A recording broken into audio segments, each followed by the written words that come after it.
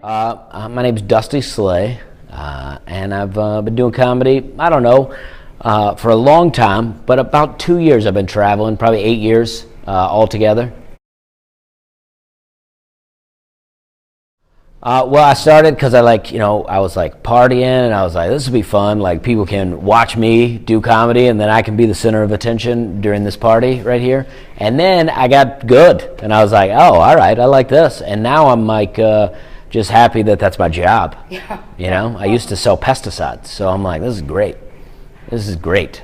Well, I don't know. I don't want to say that it's a lack of skills. You know what I mean? But if I could play the guitar, I'd probably be in a band. Yeah. And I live in Nashville, so I always let people down. They're like, oh, you play music? And I'm like, oh, no, I do comedy. And they're like, okay. Right. But yeah, I don't know. I just did comedy, and I was like, oh, that went well. I'm not saying comedy's easy, but it's easier for me than learning to play guitar. That's what I like. I just like slipping it in, you know, just making little subtle jokes. I love subtlety. I think subtle comedy's the best, you know. You know, you just talk slow, and then you can draw a set out real long, you know, just talking slow and just really getting it in there. And I like the way that the microphone sounds, you know, so you can really work with that.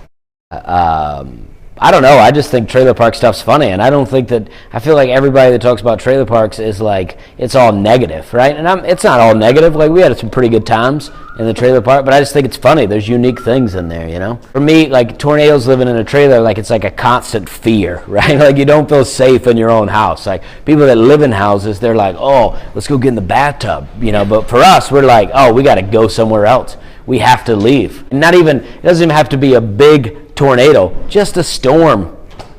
You know, you live in fear. I think comedy, it hits you somewhere. You know, you're like, oh, I know what that's all about, you know. And I don't know, that's what I think.